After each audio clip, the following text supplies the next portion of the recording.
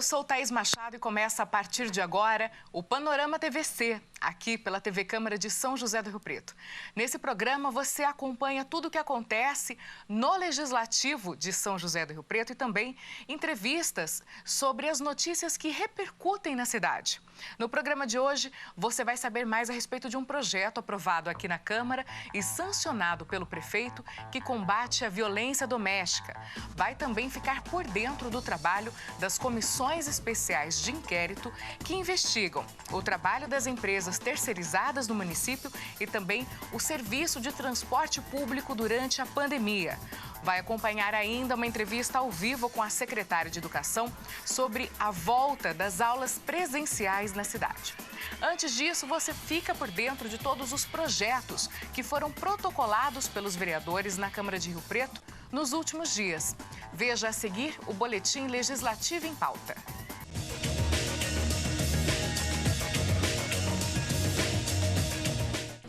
Olá, vamos conferir os últimos projetos protocolados nesta semana na Câmara Municipal de São José do Rio Preto. Eu estou aqui na diretoria legislativa. O vereador Jorge Menezes apresentou o projeto sobre a concessão de desconto sobre o ISSQN, taxa de licença, multas e demais débitos e de juros e multas para empresas do ramo de entretenimento, como bares, restaurantes e bufês. O objetivo é que os débitos abrangidos por essa lei possam ser pagos parcelados com desconto que vão de 30% a 50% ou pagamento à vista com desconto de 100% dos juros e multa. Outro projeto também é de Jorge Menezes, para retificar o artigo da Lei 13.801, de 15 de julho de 2021, para a correção do nome de uma homenageada pelo Legislativo. O vereador João Paulo Rilo protocolou projeto para a criação do Conselho Municipal dos Direitos da Diversidade Sexual e de Gênero. Entre as atribuições do Conselho será a de fiscalizar as políticas públicas e ações voltadas para a população LGBTQIA+. Foram protocolados também 3 vetos do Executivo. Um veto total ao projeto de lei de autoria do vereador Bruno Marinho para adicionar norma ao Código Sanitário do município. O outro veto total também é referente a um projeto do vereador Marinho sobre a proibição de reajuste nas tarifas nas contas de água durante a pandemia do coronavírus.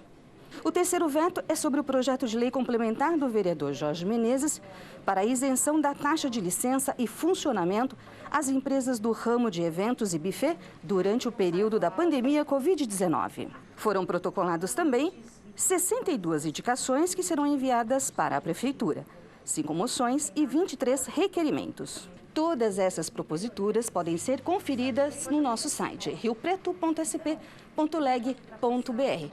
Jaqueline Casanova para a TV Câmara, o canal do Legislativo.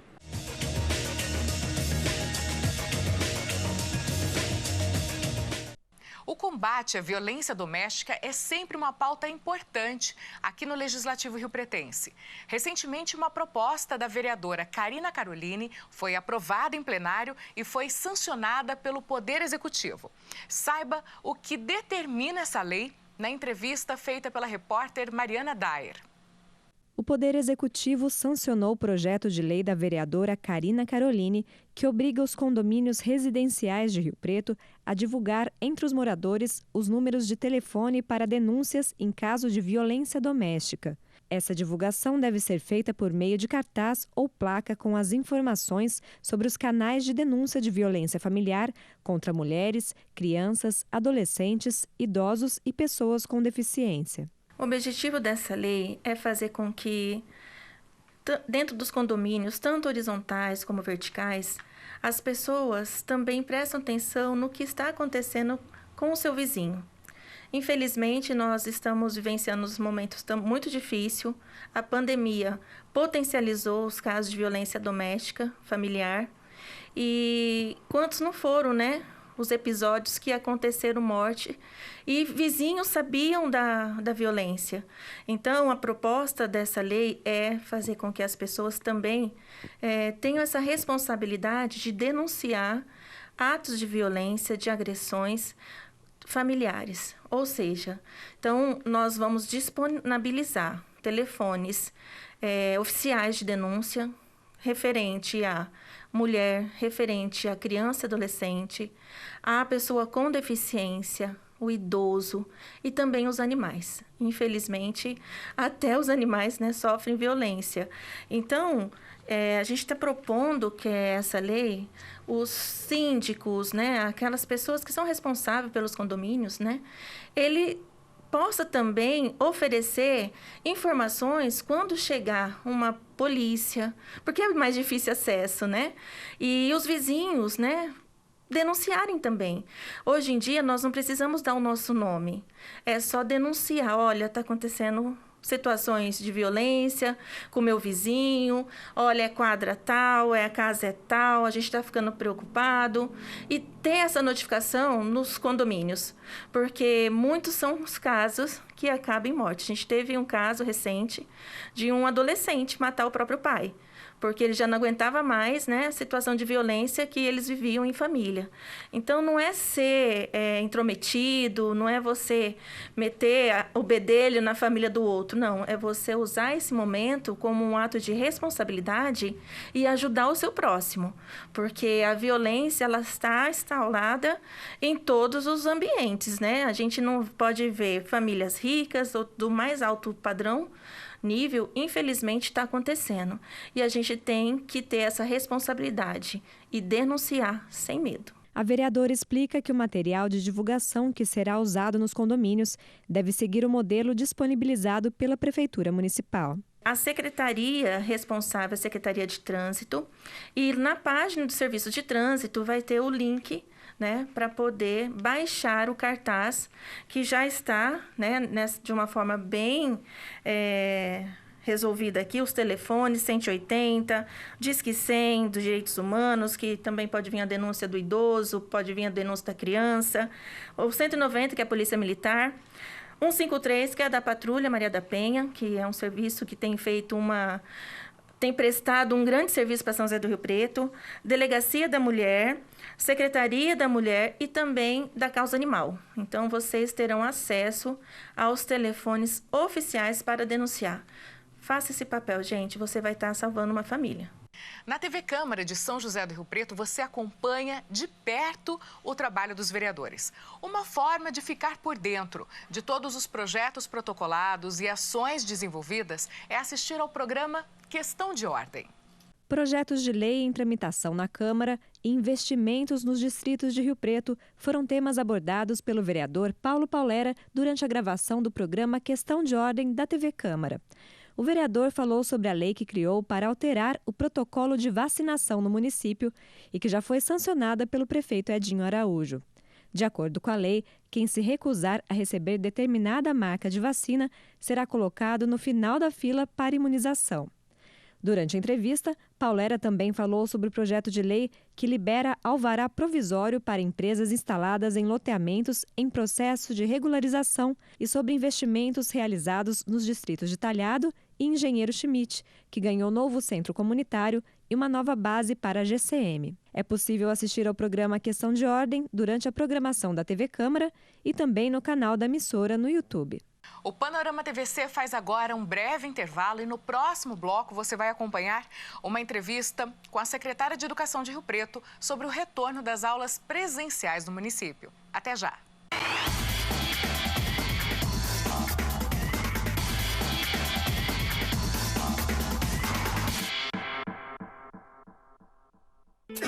O ar que sufoca é o mesmo que liberta.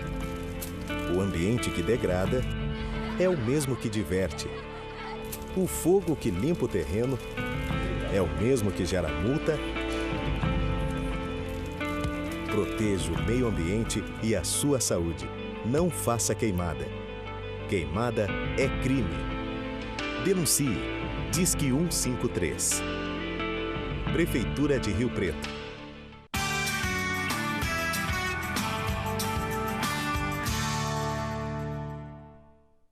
Você sabe o que é cláusula? Cláusula é a parte de um contrato ou documento, público ou privado, que contém uma disposição especial, particular de um tratado ou de um ato.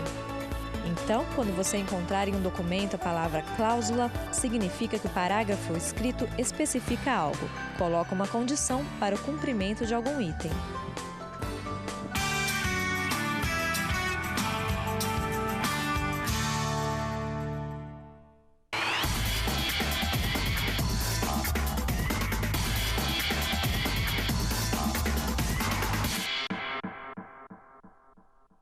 Panorama TVC está de volta aqui pela TV Câmara. Lembrando que a gente tem esse encontro semanal pelo canal 4 da NET e também 28.2 em sinal aberto e digital.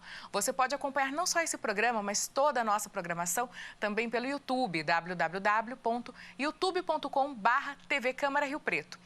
No Instagram você acompanha todas as notícias do Legislativo Rio-Pretense. É só seguir a gente, TV Câmara Rio Preto. Agora a gente vai falar da comissão criada para investigar as empresas terceirizadas que prestam serviço à Prefeitura de Rio Preto. Esta comissão recebeu denúncias de trabalhadores. Nós acompanhamos a reunião que foi realizada para tratar desse assunto. A Câmara de Rio Preto foi sede de audiência pública para debater a proposta de emenda constitucional 32 em tramitação na Câmara dos Deputados, que altera dispositivos sobre servidores e empregados públicos e modifica a organização da administração pública direta e indireta na União, nos estados e nos municípios. A audiência foi presidida pelo vereador Pedro Roberto e contou com a participação do vereador Renato Pupo e de entidades sindicais ligadas a trabalhadores e servidores públicos. A audiência alertou sobre os riscos da PEC para o serviço público universal e gratuito em setores como a saúde, educação e assistência social, além de trazer prejuízos ao funcionalismo público com a quebra da estabilidade de servidores e privatização de diversos serviços. Os representantes de entidades presentes reforçaram a importância dos servidores públicos em todos os setores, o que ficou ainda mais evidente durante a pandemia da Covid-19, quando muitos foram colocados na linha de frente para o atendimento da população. Bom, você viu aí a reportagem a respeito da audiência pública que foi realizada aqui na Câmara, promovida pelo presidente do Legislativo, o Pedro Roberto Gomes, do Partido Patriota. E agora, então, você vai conferir uma reportagem, como eu disse anteriormente, a respeito do trabalho da SEI, Comissão Especial de Inquérito, que investiga o trabalho das terceirizadas em Rio Preto. Confira a seguir. O vereador João Paulo Rilo, presidente da Comissão Especial de Inquérito que investiga irregularidades na prestação de serviços de empresas terceirizadas ao município, recebeu um grupo de 17 trabalhadores que registrou denúncia contra a empresa SMS. A informação foi confirmada durante reunião de urgência convocada por Rilo, que contou ainda com a participação dos vereadores Rossini Diniz, relator da SEI, e Pedro Roberto, suplente.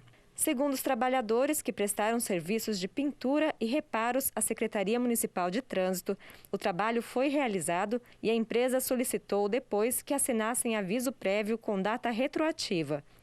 Além disso, a empresa não teria dado baixa na carteira de trabalho, impossibilitando aos trabalhadores o recebimento das verbas rescisórias e o seguro-desemprego. O grupo afirmou que tentou entrar em contato com a empresa, mas os responsáveis não foram localizados no endereço indicado. Os membros da comissão aprovaram a convocação dos responsáveis para depoimentos nos próximos dias. É muito sério a denúncia que nós recebemos hoje, né, tinham 17 trabalhadores, mas eles representam uma totalidade de mais de 30 trabalhadores que estão sendo lesados, descaradamente lesados, pela empresa que fez o aviso prévio, mas não pagou as taxas rescisórias, bloqueou praticamente a carteira de trabalho, não deu baixa, eles estão impossibilitados de serem registrados em outro emprego. Isso é uma situação assim, inadmissível. E nós vamos convocar o dono da empresa, e já aprovamos a convocação do dono da empresa terceirizada, bem como do gestor representante pela secretaria desse contrato. E damos início agora às oitivas, e a possibilidade de todos os trabalhadores se sentirem lesados pelas empresas terceirizadas recorrerem à CPI, e nós adotaremos esse protocolo com todas as empresas que lesarem os trabalhadores. De que forma esses trabalhadores que se sentem lesados devem chegar aqui até vocês? Eles já têm que trazer algum documento? Olha, o importante é chegar em qualquer vereador da CPI, oficialmente na CPI. Hoje eles chegaram e a gente orientou, olha, para que a gente possa fazer um trabalho com mais profundidade, tem que ser dada oficialidade. E eles protocolaram um documento, assinaram um documento e se dispuseram a, inclusive, depor também na CPI em relação a essa conduta criminosa da empresa. E essa mesma comissão continuou com os trabalhos com a busca de documentos que possam contribuir com a investigação. Veja. A Comissão Especial de Inquérito que investiga supostas irregularidades em empresas terceirizadas do município promoveu diligências na garagem da Secretaria de Serviços Gerais da Prefeitura de Rio Preto. O objetivo foi constatar in loco denúncia de descontrole no cartão de ponto dos funcionários terceirizados. O presidente da comissão, João Paulo Rilo, chegou a acionar a Polícia Militar, o Departamento Jurídico e o presidente da Câmara de Rio Preto, Pedro Roberto, após encontrar dificuldades em ter acesso aos documentos requisitados. O objetivo era ter acesso in loco à relação de todos os trabalhadores das 3 terceirizadas que operam aqui nos serviços gerais, que é a CCO, a RCA e a Inova. Para nossa surpresa, no início nós tivemos dificuldade de ter acesso aos documentos, o encarregado consultou o secretário e eles disseram que não dariam acesso, que teria que pedir por escrito. Nós explicamos que isso é uma prerrogativa constitucional e regimental da CPI. Demorou um pouco, acionamos o presidente da casa, o jurídico da casa, bem como a polícia militar, e eles cederam. Nós estamos agora fazendo análise de documentos e o que chamou a atenção é a forma como se organiza aqui, né? Primeiro que apenas uma empresa que está fazendo o registro de ponto. Nós tivemos acesso à sala, não tem nenhum cartão lá, é digitalizado. Pedimos a lista atual do dia de hoje.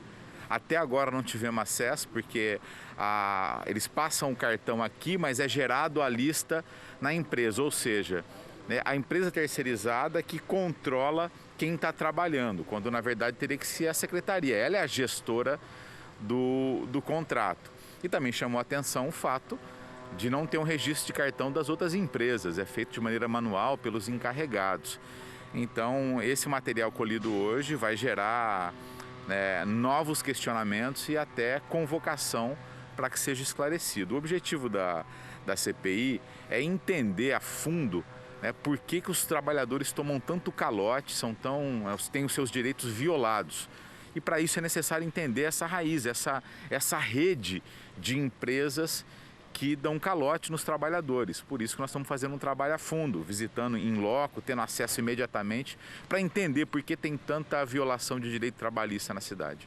Além de descontrole nos cartões de ponto, o presidente da SEI apura denúncias de supostos funcionários fantasmas em empresas terceirizadas. Nós vamos analisar agora friamente a documentação para ver se tem indícios em relação a isso, o que seria muito grave.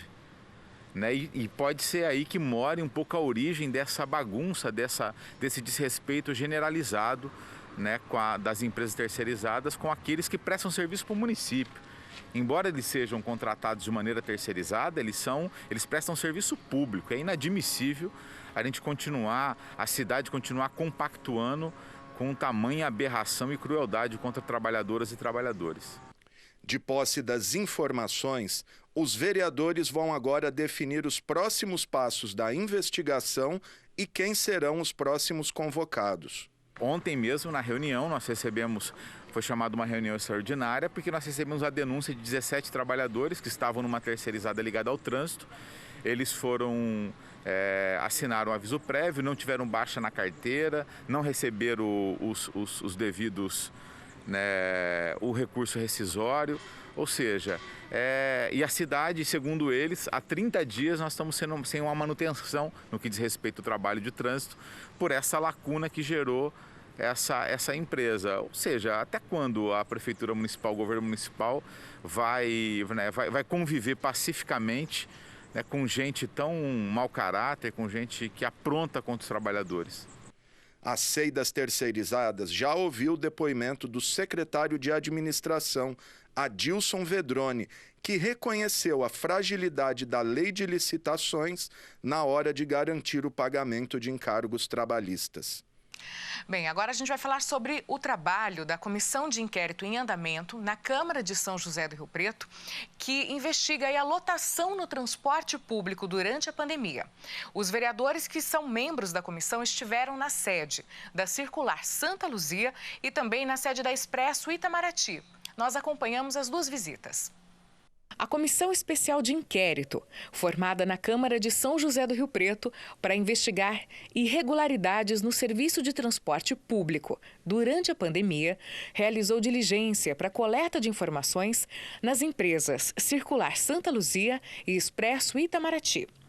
Entre as principais reclamações dos usuários estão a lotação em horários de pico, que impede o distanciamento social, e falhas nos protocolos de prevenção à Covid-19. Os vereadores Robson Risse, presidente da comissão, e Júlio Donizete também conversaram com funcionários e solicitaram aos diretores das empresas relatórios que podem contribuir com os trabalhos. Risse falou sobre o primeiro contato com os representantes da Santa Luzia. A princípio, a gente fez uma visita ali no terminal rodoviário, foi um bate-papo informal, conversamos com uma funcionária, ela nos passou algumas informações, só que bem superficiais. Em seguida, a gente, conversando juntamente com outros vereadores, Cabo Júlio também, o Júnior, também que estão aí nesse trabalho, a gente destacou a importância de vir até aqui a empresa para bater um papo com alguns funcionários que prontamente nos atenderam. São 2 funcionários do RH, Recursos Humanos. Então a gente destacou, acho que o carro-chefe de tudo isso é coletar possíveis nomes para que nós possamos aí desempenhar as nossas oitivas.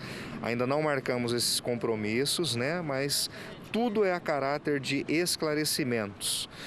Poderão vir alguns apontamentos, mas a princípio agora a gente está tirando algumas dúvidas para que a gente elabore as perguntas para as pessoas certas, para que elas nos esclareçam aí da melhor maneira possível.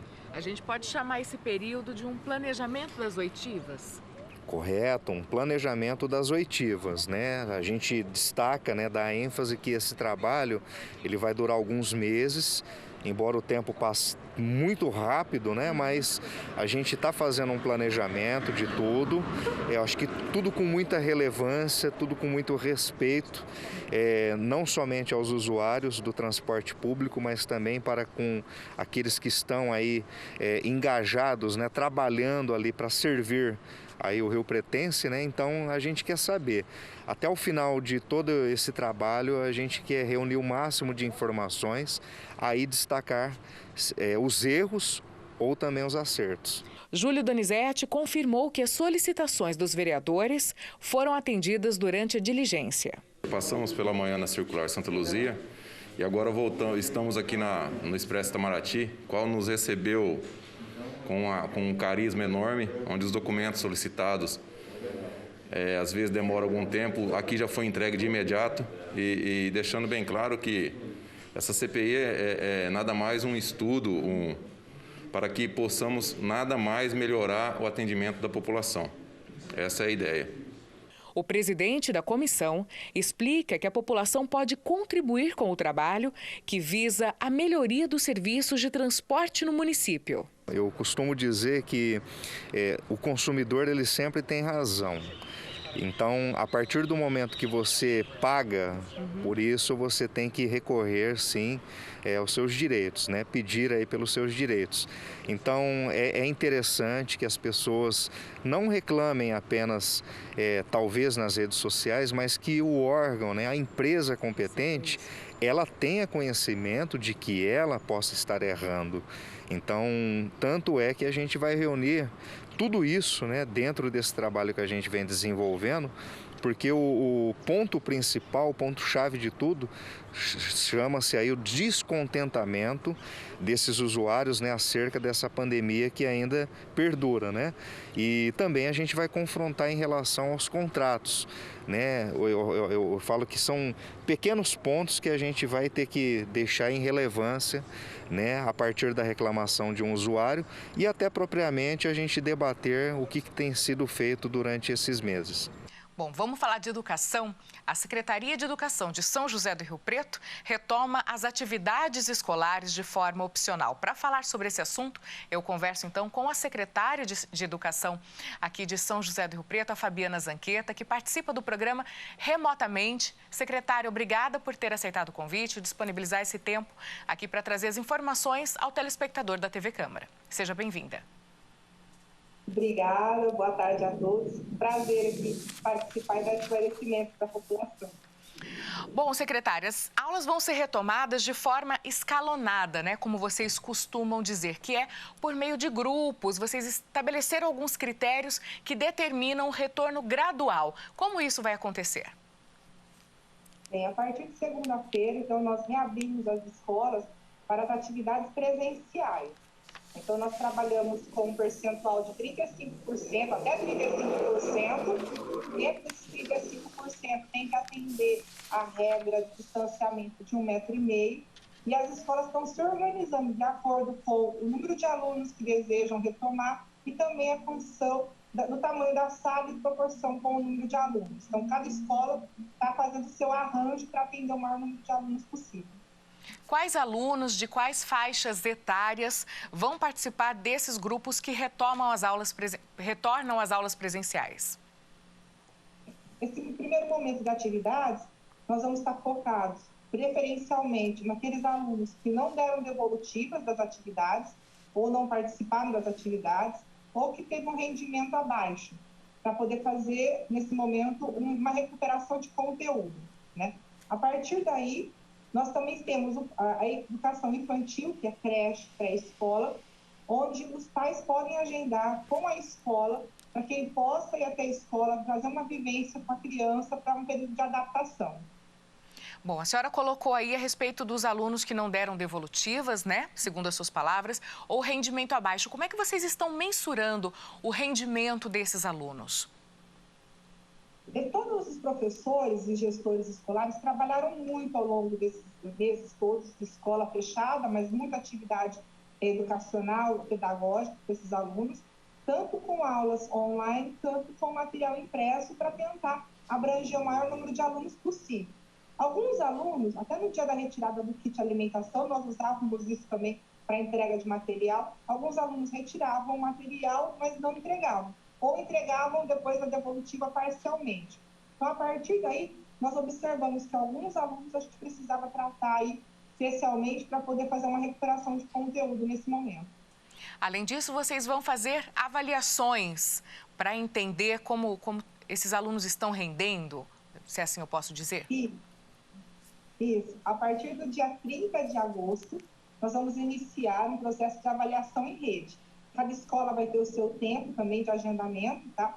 Então, nesse momento, por exemplo, todos os alunos do primeiro ano farão a mesma avaliação.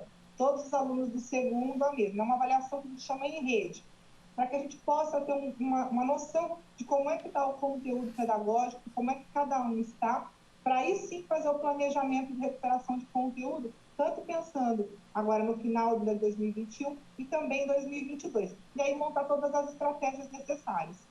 Agora, uma grande preocupação dos pais e familiares, né, de cuidadores também, é se todos os professores e funcionários foram imunizados. Bem, nós temos aí um grupo, foi um grupo elegível, então todos os profissionais da educação tiveram a oportunidade de tomar pelo menos a primeira dose. Inicialmente, os que tomaram, porque tem mais de 47 anos que entram no primeiro grupo elegível, eles tomaram a vacinação e já estão imunizados com as 2 doses. Os profissionais com menos de 47 anos, que entrou na segunda leva, eles estão imunizados com a primeira dose. Bem, e a senhora mencionou também a questão do distanciamento, né? 1,5 metro de distância. E que outros protocolos estão sendo adotados? Uma nota emitida pela Secretaria fala aí de um investimento de cerca de R$1 milhão em equipamentos de proteção individual. São para os funcionários e professores?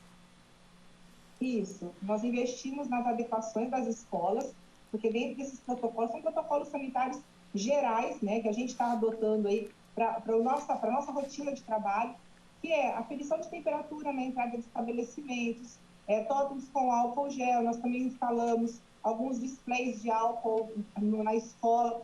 Temos também a questão das lixeiras, que deixou de ser com tampa para ser lixeira com pedal, tanto dentro do banheiro como fora. Adequações também dentro dos banheiros com a tampa do vaso sanitário. Então, são as orientações, né, do momento, né, as questões sanitárias, que nós adequamos. Fora isso, a gente está enviando, né, para as escolas o álcool em gel. Nós pedimos até para as escolas não estocar, porque algumas perguntas aí também chegando para a gente, que a gente está pedindo para economizar álcool. Na verdade, a gente pediu para que não estoque álcool na escola, até por uma questão de segurança. Conforme for precisando, a gente vai enviando. E temos também as máscaras, que nós optamos agora para ceder para as crianças, para dar para as crianças a máscara descartável. Nós temos a máscara infantil e a máscara adulta, para que a gente evite, eventualmente, a criança chegar com uma máscara que não seja inadequada, ou até dar uma máscara de tecido e não fazer a higienização de um dia para o outro, não fazer a lavagem da máscara. Então, esses equipamentos de proteção individual, além dos funcionários da educação, aí os professores e demais funcionários, são também para os alunos. E como vai ser feito o monitoramento, secretária, de possíveis aí, casos suspeitos, casos confirmados de Covid-19 a partir do retorno? Bem, aqui que a gente vai seguir todos os protocolos da Secretaria de Saúde, também do Comitê de Enfrentamento. O que a gente tem pedido para as escolas é para fechar grupos, então é o mesmo grupo que vai trabalhar ao longo do período aí de retomada, para se caso acontecer um caso positivo, a gente tenha que isolar apenas um grupo e aí a gente entra com a higienização da sala de forma especial, né? A gente tem aí as bombas de higienização, nós fazemos esse trabalho. Fora isso, que a gente até pede, foi muito boa, muito oportuna essa questão, essa pergunta, porque assim, se alguma família tiver algum caso suspeito e a criança teve contato ou até positivado, que não envie a criança para a escola. Que é uma forma de você também proteger as demais crianças, mesmo que ela não apresente sintomas, uma vez que a família está em situação de observação, não envie a criança para a escola. E sintomas gripais também não. Então, aí a consciência da família e a participação da família, que foi fundamental durante toda a pandemia, não é, secretária? Ela continua sendo imprescindível. Existe algum tipo de plantão de dúvidas? Como que essas orientações vão ser passadas para os familiares? Bem, como você bem disse, eu acho que nunca a família esteve tão próxima da escola. Então, hoje, as professoras montaram grupos de WhatsApp com os pais, há uma aproximação muito grande, tanto dos gestores escolares com a família. Então, sempre conversar na escola, sempre conversar com o professor ou com o diretor ou gestor da escola. Ali ele vai ter todas as orientações para aquele caso que está acontecendo na escola. As escolas, a gente tem algumas diretrizes e elas estão se organizando a partir daí. Então, não há uma situação que pode se repetir em todas as escolas. Por isso que é sempre importante conversar na escola. E a senhora aí falou rapidamente, mas acho importante reforçar para os familiares que estão preocupados com relação, de repente, né, aí, a um rendimento menor dos alunos durante a pandemia, agora com o retorno das aulas presenciais, gradativo, escalonado, vai ser feito um trabalho de recuperação e aprofundamento da aprendizagem, né? Gostaria que a senhora voltasse nesse tópico. Sim, essa avaliação em rede que nós vamos fazer vai nos dar parâmetros para definir algumas estratégias pedagógicas de recuperação de conteúdo, sempre focados na leitura, na escrita e na matemática, que são os elementos principais. Então, nós vamos pensar para o ano que vem as estratégias nesse sentido, não só para o ano que vem, mas também para o último bimestre desse ano, já iniciar essas ações.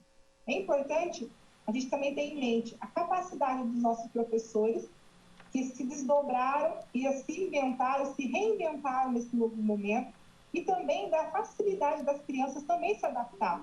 Então, uma vez que nós tivermos uma estratégia, acredito que a gente vai sim alcançar o objetivo de recuperação de conteúdo. E torcer para dar tudo certo, né? É complicado falar em torcida, em positivismo, mas é isso, né? Todo mundo envolvido, todo mundo esperando que esse retorno seja... que aconteça da melhor forma, não é, secretária? Acho que estava todo mundo ansioso por esse momento, de ver as crianças, os jovens, de volta às escolas, convivendo com outros jovens, convivendo com os professores e tendo esse ensino presencial que é tão importante na primeira fase aí do desenvolvimento da criança e nas fases seguintes também. Sim, sem sombra de dúvidas. Eu acho que a participação da escola e a aproximação da escola com a família foi muito importante. A gente espera que as famílias continuem participando de todo esse processo, como eles participaram ao longo desses meses aí. Ok, secretária, muito obrigada. A TV Câmara continua à disposição para divulgar todas as iniciativas, os protocolos aí divulgados pela Secretaria, pela Prefeitura, enfim, para trazer informação ao nosso telespectador. A gente continua aqui, como eu disse, na torcida para que dê tudo certo e que o trabalho seja efetivamente bem sucedido. Obrigada e até a próxima. Até a próxima, obrigada. Bem, o Panorama TVC vai fazer agora mais um breve intervalo e a gente volta já já com mais informações a respeito do trabalho de organizações não governamentais na cidade. Também tem balcão de empregos e outras notícias. Fique com a gente.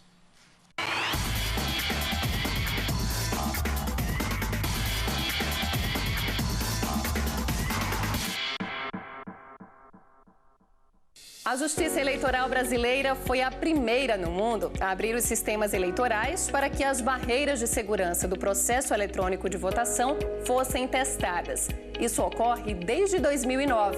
É o TPS, Teste Público de Segurança. Ele investiga se há alguma falha no processo para que ela seja corrigida bem antes das eleições. Qualquer brasileiro maior de 18 anos e sem pendências com a Justiça Eleitoral pode participar do teste. Basta criar um plano de ataque.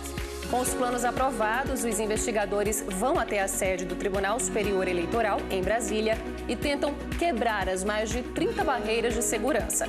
Quando algo que pode ser melhorado é encontrado, o TSE faz as correções e os investigadores voltam para verificar se as falhas foram resolvidas. Desde o primeiro teste, ninguém encontrou falhas que interferissem no resultado das eleições ou que colocassem em risco o sigilo do voto.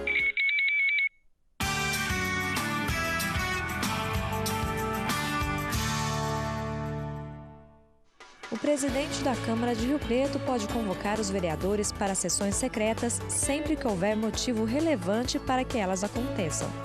Para isso, deve haver um requerimento assinado por pelo menos 2/3 dos vereadores.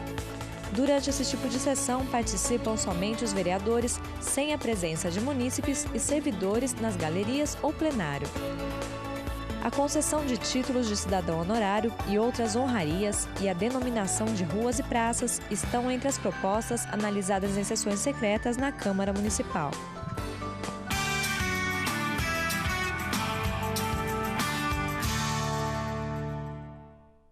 O que é a imunidade de grupo? Por que ela é tão importante e qual é o papel das vacinas nisso? Eu me chamo Melanie Dutra, sou biomédica, mestra e doutora em neurociências, membro da União Pro Vacina e da Rede Análise Covid-19 e hoje vim responder essa dúvida. A imunidade de grupo é quando um grupo de pessoas passa a estar protegido contra um determinado agente infeccioso. Quando ela é atingida, até mesmo as pessoas ainda suscetíveis a esse agente ficam protegidas. Pense em várias pessoas numa sala. Num canto da sala temos alguém infectado, que transmite o agente infeccioso. Se eu tiver um número suficiente de pessoas imunizadas, o agente encontrará uma barreira até uma pessoa suscetível para infectar. E sua transmissão será muito dificultada. Vacinas têm essa proposta. Imunizando uma grande quantidade de pessoas, estamos criando várias barreiras protegendo a nós e aos outros, inclusive os suscetíveis. Legal, não é? Por isso é tão relevante nos vacinarmos e pensarmos em vacinas como uma estratégia de proteção da sociedade para a sociedade.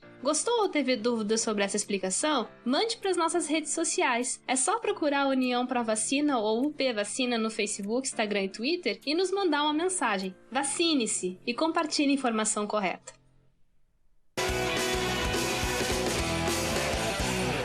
Olá pessoal, tudo bom? Meu nome é Mayara Moura, sou médica veterinária e estou aqui para passar algumas dicas para vocês. Hoje vamos falar sobre higiene bucal. É muito importante cuidar da boquinha do seu animalzinho desde cedo. Após as trocas dos dentinhos, é muito importante fazer a higienização com alguns produtos que já existem no mercado, como creme dental, borrifadores e outros produtos. Se você perceber alguma coisa, alguma alteração na boquinha do seu animal, procure um médico veterinário de confiança, que ele vai te passar o tratamento adequado.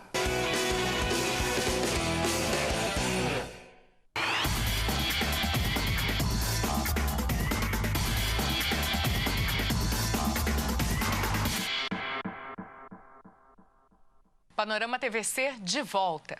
E você que acompanha o trabalho aqui da TV Câmara de São José do Rio Preto sabe que a gente está sempre em contato com entidades assistenciais e grupos de apoio que contribuem para a vida em comunidade. Hoje a gente vai falar sobre o amor exigente. Quem conversa comigo agora é o Anísio Jimenez. Ele é fundador e voluntário da ONG aqui em Rio Preto. Boa tarde, Anísio. Tudo bem? Obrigada por ter aceitado o convite. Boa tarde, tudo bem, graças a Deus. Bom, Anísio, a ONG Amor Exigente existe em âmbito nacional desde a década de 1980 e colabora atendendo dependentes químicos e familiares que precisam de ajuda, não é isso? Como esse trabalho chegou aqui na nossa cidade? Bom, vejam bem, primeiro, nós vamos falar assim, um pouquinho da história do Amor Exigente. Ele foi fundado pelo Padre Haroldo, lá na cidade de Campinas, e ele implantou, então, lá o primeiro trabalho. O grupo foi crescendo muito e aí se transformou na Federação de Amor Exigente. E aí foi se espalhando para vários grupos. Bom, como que esse grupo veio aqui para São José do Rio Preto?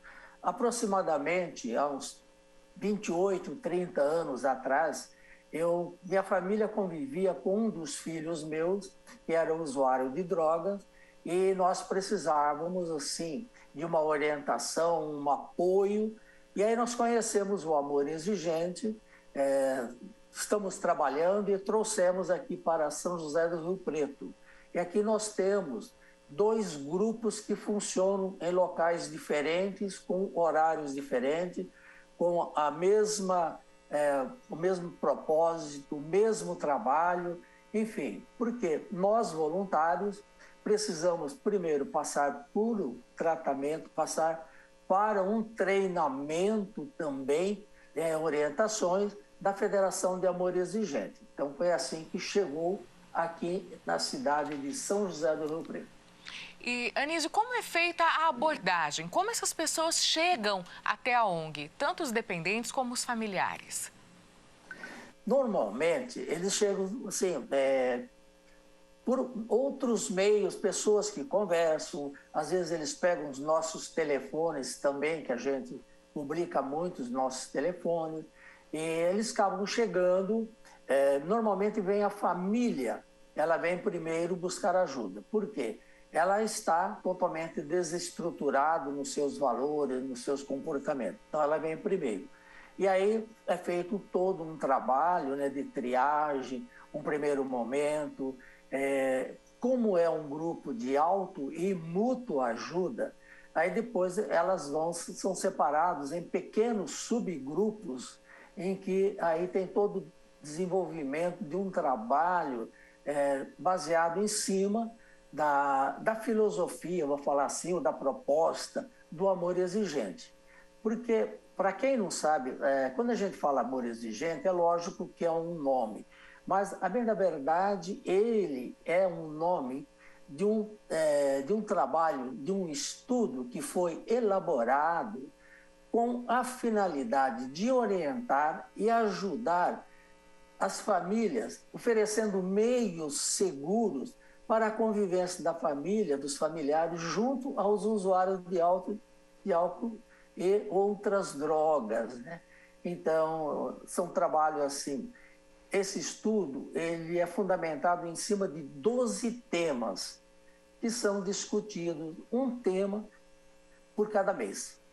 Como é um grupo de auto e mútua ajuda, tem todo assim um processo de desenvolvimento, de envolvimento dos participantes, e aí vamos assim, oferecendo meios para essa reconstrução da vida familiar, né, do dependente químico. Bem, Anísio, você mencionou aí 12 temas, né, que fazem parte dessa filosofia, vamos colocar assim, do amor exigente. Cita alguns exemplos para a gente desses 12 temas. Quais são os tópicos desenvolvidos durante as reuniões? Olha, veja bem, a gente tem assim, como já disse, um tema, um assunto por mês. Então, nós trabalhamos, primeiro, com as raízes culturais, é um dos temas. O sentimento de culpa, né, que a família trabalha. pais e filhos também são iguais, né? A responsabilidade da família. Então, são 12 temas que são discutidos. Se você me permite, eu só dar uma continuidade. Nesse mês, nós estamos trabalhando o princípio da culpa, ou o tema da culpa, né? E ela diz assim: da crise bem administrada, surge a possibilidade de mudanças positivas. O que acontece? As famílias, todos nós, passamos assim por momentos de sentimentos de culpa. Aonde que eu errei? O que eu falhei? Se eu fui um bom pai, uma boa mãe? Eu acho que eu moro num bairro que não é conveniente, que tem usuário de drogas, enfim. No fundo, o sentimento de culpa começa a buscar meios para justificar essa deficiência psicológica que nós temos, né? E aí eu só me permite eu fazer assim um comentário, ler um trechinho do enfoque que ele diz assim: o convívio diário com um dependente dentro de casa facilita e nos afeta. Os conflitos gerados nesse ambiente colocam-nos diante de uma grande crise que, se não administrada, arrasta-nos para outras, que pode ser de ordem financeira, de saúde, gerada por uma somatória de sintomas como insônia, ansiedade, estresse, pânico. Então, vejam bem, durante todo o mês são discutidos vários aspectos nesse sentido, em que os participantes eles vão fazendo a partilha durante a semana nas reuniões. Durante outros dias da semana, eles passam a estudar o princípio de acordo com o foco que foi colocado. E eles vão experimentando, porque é um processo, uma evolução gradativa que vai acontecendo na vida das pessoas, né? E é importante as pessoas entenderem o seguinte: normalmente chegam dizendo assim, o problema está no meu filho, vamos usar o termo, meu filho, o ente querido, como nós chamamos, né? O problema está nele. Mas aí a gente diz assim, o problema também está na família. Como? É um questionamento. Como que está na família? Se a gente faz de tudo, ele é que está trazendo problemas aqui dentro de casa, o nosso relacionamento, ele não nos obedece. Então vejam que o amor exigente propicia meios, condições para que a família, elas vão gradativamente mudando a sua forma de agir, a sua forma de tratar o ente querido, e dessa forma faz com que ele também comece a ter mudanças, porque a forma com que ele era tratado já está sendo mudado. Mudança de padrões de comportamento, né, Anísio? De repente, proporcionando mais acolhimento, né, já pode ser uma ferramenta que colabora nesse contexto. Com certeza, né? Vai colaborar bastante.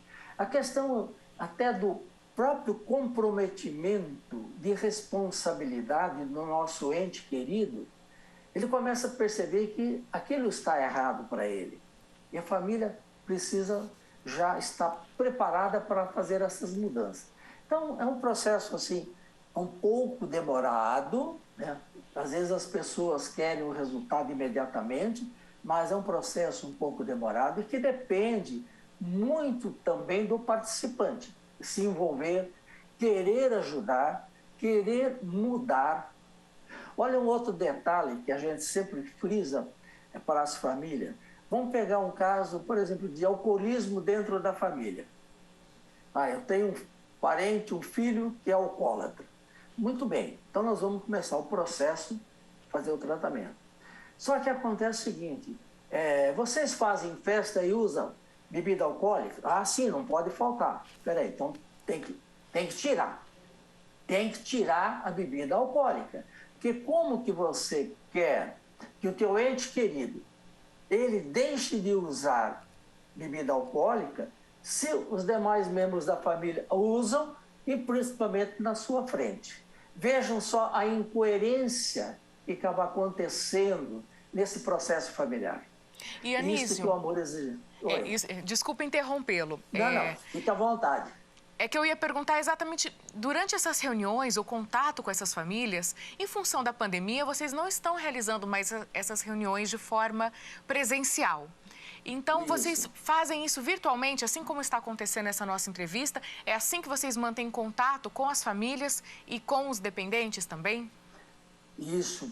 Pelo sistema online nós fazemos, né? A gente forma pequenos grupos que o próprio sistema aceita, né? 5 ou 6 pessoas que a gente pode colocar no máximo. Tem um coordenador voluntário preparado que ele vai estar desenvolvendo essa reunião, conduzindo esta reunião. Então, esse voluntário, essas pessoas, eles vão fazer parte sempre desse grupo.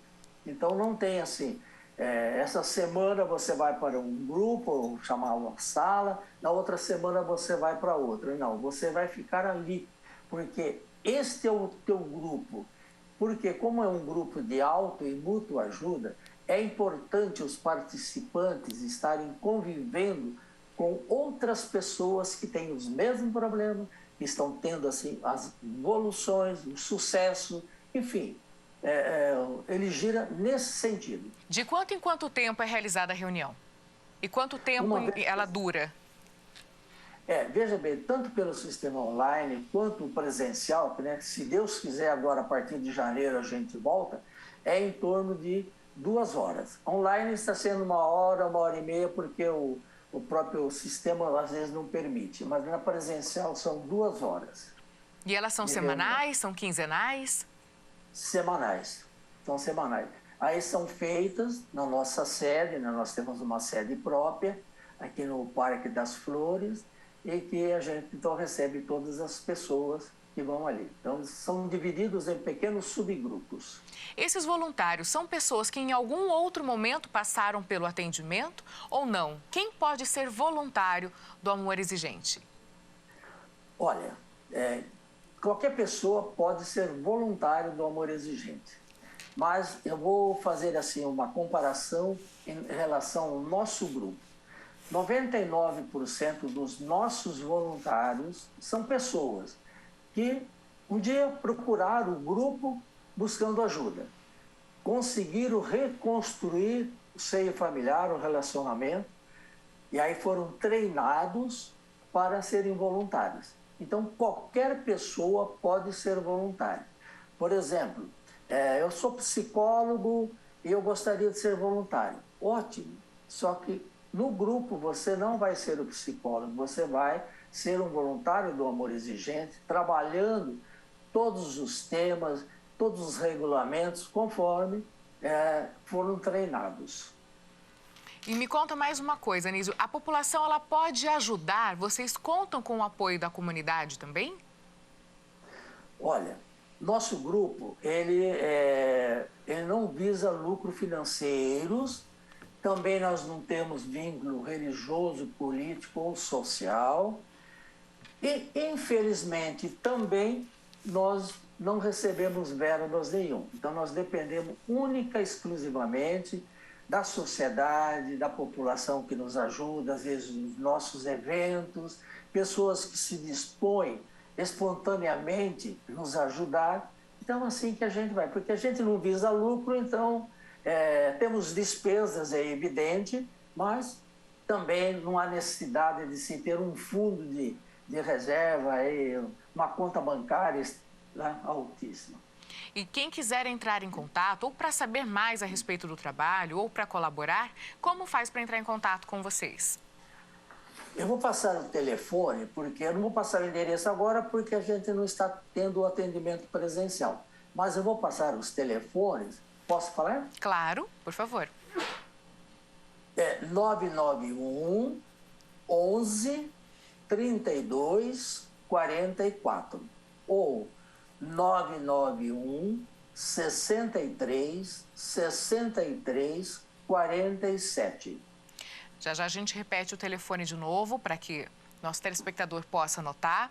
Mas eu também tenho uma outra dúvida a respeito da dependência, né, das drogas. E quando a gente fala de dependência química, você já citou a questão da dependência do álcool, ainda é uma das mais frequentes, né, na população. Na sua opinião, é possível a gente prevenir? É possível a gente fazer campanhas que esclareçam as pessoas sobre os riscos de se tornar um dependente químico? Olha, existe já nos meios de comunicação várias campanhas, feitas também anualmente, campanhas presenciais, enfim. Informações as pessoas têm, né? Isso é verdade. Ou através dos próprios relatos, trabalhos em escolas, trabalhos sociais, enfim. Eu acho que não falta meios de propaganda. O que está faltando, às vezes, na maioria das vezes, é as famílias entenderem que elas têm responsabilidade sobre a criação dos filhos. Você poderá sempre me perguntar, mas, espera aí, ninguém é irresponsável. Não, eu concordo plenamente. Mas nós precisamos ver as atitudes, os comportamentos que eles são contrários aos valores daquela família, daquela sociedade. Porque, não sei, né, se eu posso estar explicando, mas a dependência química, isso já foi comprovado. Ela é uma doença de fundo genético, né? Daí dá para entender porque numa família, às vezes, tem um dependente e não tem o outro, de fundo genético. Que ele vai se manifestando à medida que a família vai mudando os seus valores, vai permitindo comportamentos inadequados, comportamentos que não são aceitáveis dentro do contexto da família. Então, às vezes, a pessoa não sabe como está mudando nesse sentido. Porque, veja bem, a mídia mostra constantemente, né, prisões, brigas, assassinato, tudo envolvendo, às vezes, droga, envolvendo bebida alcoólica, entende? Mas muitas vezes a família diz assim, comigo nada acontece, né? E é onde que está o perigo aí. Então, há uma necessidade de uma vigilância constante, né, dentro do seio familiar. E como já disse para você logo no início, a família também precisa mudar os seus comportamentos. Muitas vezes, eles são inadequados no tratamento dos demais membros da família. E aí... Se foi claro nesse sentido. Foi sim. E eu ia falar que se alguém está nos assistindo nesse momento, se você quer enviar essa entrevista para alguém que precisa receber essas informações, o programa está disponível no canal da TV Câmara no YouTube, que é o youtube.com/TV Câmara Rio Preto, está também no Facebook. A entrevista é postada separadamente, basta você encaminhar, né, pelos serviços de mensagem instantânea para quem precisa receber essas informações. Se você tem algum caso na sua família também e precisa de apoio emocional, precisa de um norte nesse momento, como o Anísio colocou, para mudar padrões comportamentais da família, né, padrões de relacionamento, você pode contar com esse apoio totalmente gratuito do Amor Exigente. Não é isso mesmo, Anísio? Basta entrar em contato. Basta entrar em contato. Você me permite eu passar o site da Federação do Amor Exigente? Claro, por favor. Ali as pessoas que queiram podem estar assim acessando todo o site, vai ter assim, muitas informações a respeito da dependência química. Então é www.amorexigente, tudo emendado, então amorexigente, tudo emendado, .org.br. E aí lá tem todas as informações a respeito da metodologia aplicada, da filosofia, né, divulgada na rede de apoio do Amor Exigente, e também tem os contatos das unidades espalhadas pelo Brasil, é isso mesmo? Sim, se você quer saber aonde tem o Amor Exigente, tem um link lá, né, grupos de apoio. É clicar, você vai encontrar o endereço, o nome do coordenador, o telefone, todas as informações. E mais informações úteis também, estudos, artigos que são divulgados. E também, se a pessoa quiser se inteirar melhor sobre esses temas que nós falamos aqui do amor exigente, também ele pode acessar lá tranquilamente, sem problema nenhum. Tá? Sem custo nenhum, basta ter vontade. Todas as informações disponíveis. Anísio, muito obrigada pelas informações, pela entrevista hoje e continuei realizando um bom trabalho em São José do Rio Preto. Obrigado. Eu que agradeço a oportunidade pelo convite de estar aqui falando um pouquinho do amor exigente e nós nos colocamos aí à sua disposição, como disposição de quem nos precisa, através dos telefones ou do site que foi colocado aqui. Eu que agradeço. Obrigada mais uma vez. Para você que nos acompanha, anote aí www.amorexigente.org.br e os telefones de contato 99 111 3244 ou 99 163 6347. Essa foi a entrevista aí com o Anísio Gimenez, que é fundador e coordenador do Amor Exigente em Rio Preto. Agora a gente vai falar do balcão de empregos da Prefeitura de São José do Rio Preto. Nesta semana, são mais de 300 oportunidades ofertadas. Confira a seguir. O balcão de empregos da Prefeitura de Rio Preto tem 376 vagas disponíveis nesta semana. Destaque para o cargo de consultor de vendas, com 10 vagas. Também há vagas para instalador de internet, com ou sem experiência.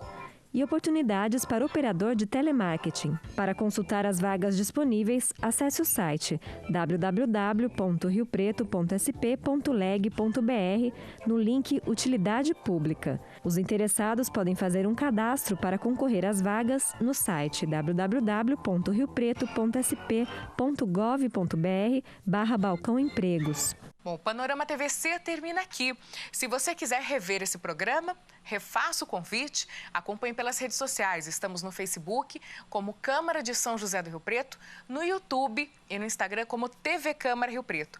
Todas as informações do trabalho aqui no Legislativo Rio Pretense você encontra no site, que é o www.riopreto.sp.leg.br. Muito obrigada pela sua companhia, pela sua audiência e até o próximo programa. Continue conosco aqui na TV Câmara, no canal do Legislativo. Tchau!